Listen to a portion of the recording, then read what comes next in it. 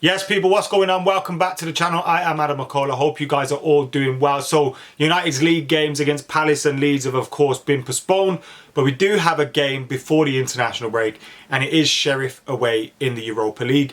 Manchester United travelling out there today, and the travelling squad has been confirmed, and we have that for you with some notable absences in there of Marcus Rashford, Donny van der Beek, and Aaron Wan-Bissaka.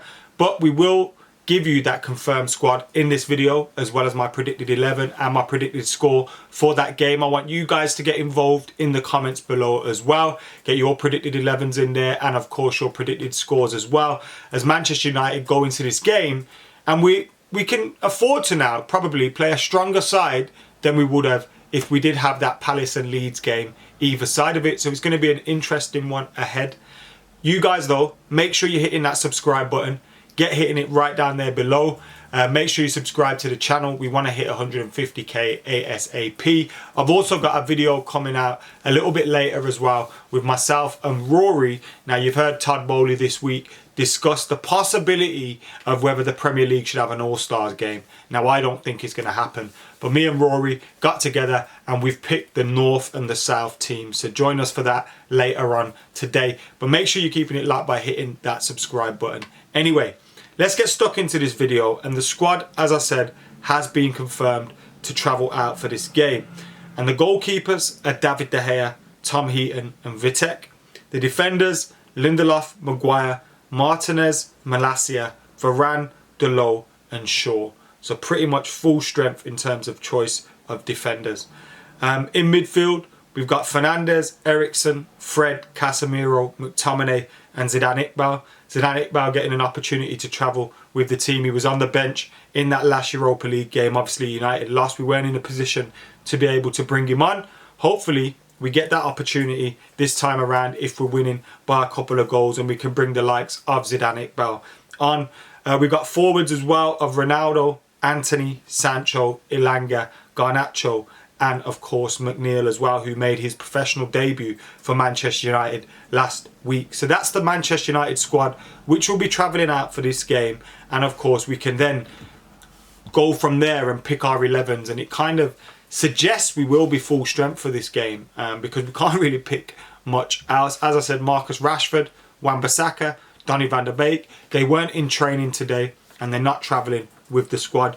We did get to see Manchester United players in training today, and there's a lovely little clip of Erik ten Hag and Cristiano Ronaldo sharing a little bit of a moment that, look, is standard procedure, isn't it? But when it's Cristiano Ronaldo and Ten Hag, it will get circulated everywhere. It's just good to see them seemingly having a good relationship. When you read all the reports about Cristiano Ronaldo at Manchester United and, you know, his lack of opportunities under Erik ten Hag, it's good to see them still be having a good relationship. Now, I know that small clip doesn't really mean anything, but nevertheless they seem to be on friendly terms. And Cristiano Ronaldo is in a weird position, isn't he, where he's starting the Europa League games. He's probably not going to be starting the Premier League games for Manchester United, and that's a real weird position for him, someone that's regarded as the best player ever, in my opinion as well. And for him to now take that kind of backseat role as he gets older, it's a little bit more difficult for him to take. Also, he needs a team that plays more to his strengths,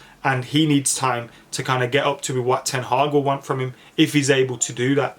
Now, hopefully he can get in the goals in this game, because we need him to get in the goals, because we need a fit and firing Cristiano Ronaldo. Is still someone that can offer goals to this team, and especially when you look at Anthony Martial's injury record at the moment, not been great for Manchester United. Marcus Rashford's now out as well, so we do need Cristiano Ronaldo fit and firing, and it'd be good to see him get a goal in this game and get his first goal of the season. Is he in my predicted 11? Of course he's in my predicted 11.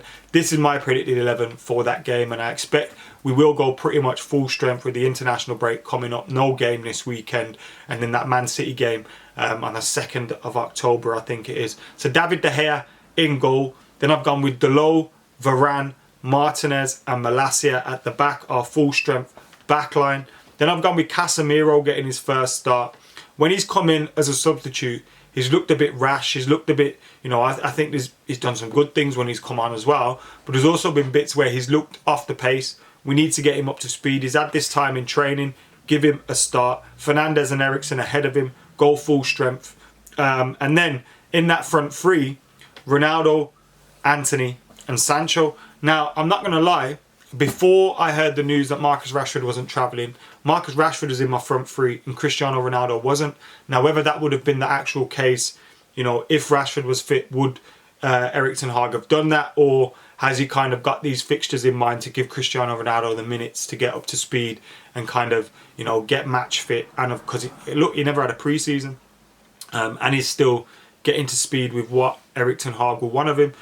So will Ten Hag have picked him anyway, even if Rashford was fit? I don't know. I wouldn't have. What do you guys think in the comments below? Would Marcus Rashford have started if he was fit, or would you have gone with Cristiano Ronaldo still leading the line? And it's vitally important we get a result in this game. We're currently on 0 points, third in the table. Obviously, one game's been played. Sheriff are top on goal difference, having won their game against Ammonia 3-0. Real Sociedad obviously beat us. Now, the important thing is to be finishing first is that you get less games in the knockout stages. You progress around if you finish first in the group. Now, that probably means we're going to have to go to Real Sociedad and win. Real Sociedad have got Ammonia, probably going to be 3 points for them. If we can beat Sheriff, we'll probably be second or third on 3 points level or whatever. We need to be getting that first spot if we're progressing. We don't want to finish third and be in the Europa Conference League. You don't want to finish second and have those extra games, especially with the Leeds and Palace games being postponed now. You need somewhere to fit them in. That possible, you know, gap in the calendar where the European game would have been would be a good place to put it. But if we finish second, then we've got to play that extra game. So it's vitally important we get up and running, get 3 points under our belt and get a win. I am confident we will, because we will go full strength. I think one of the key issues against Real Sociedad was, obviously it was never a penalty, but also we made a lot of changes. We took maybe the pace out of the team. I think if you have that midfield of Bruno and Eriksen, they'll create something for Cristiano Ronaldo and those guys up top. Get something from Sancho and Antony out wide, possibly creating and going at their backline, keeping them pegged back. And Casemiro's first start, I think, would be good as well. So that's the team I'm going with. I'm going for a 2-0 win to Manchester United. United to get their first win.